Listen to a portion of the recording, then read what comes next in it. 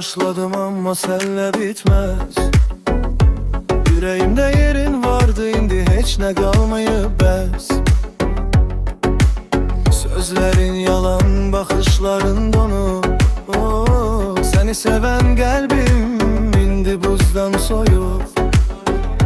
Geceler adını sayarak yattım, indi o adı belə dilimə almıram. Sənə nə oldusa qopdun özündən, get indi canın çıxsa da vecimdən. Adını çəkmə, eşitmə istəmirəm, yox ol bu dəfə ciddi deyirəm.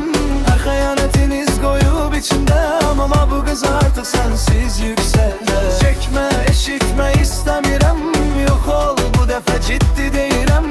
Hər xəyanətiniz qoyub içimdəm, amma bu qız artıq sənsiz yüksələr.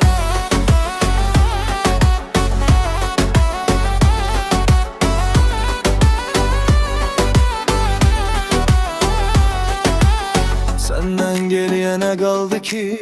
Xatirələr silindi, çoxdan bitdi. Oynadığın oyunlara daha gəlmirəm. Sən özünlə qal, mən gələcəyə gedirəm.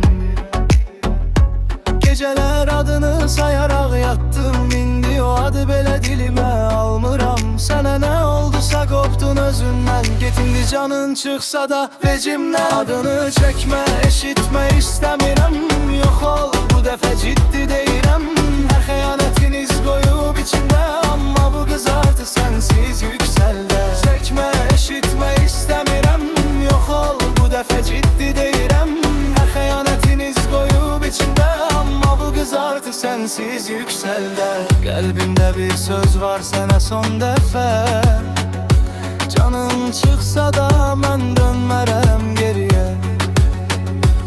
Adını çəkmə, eşitmə istəmirəm, yox ol bu dəfə ciddi deyirəm.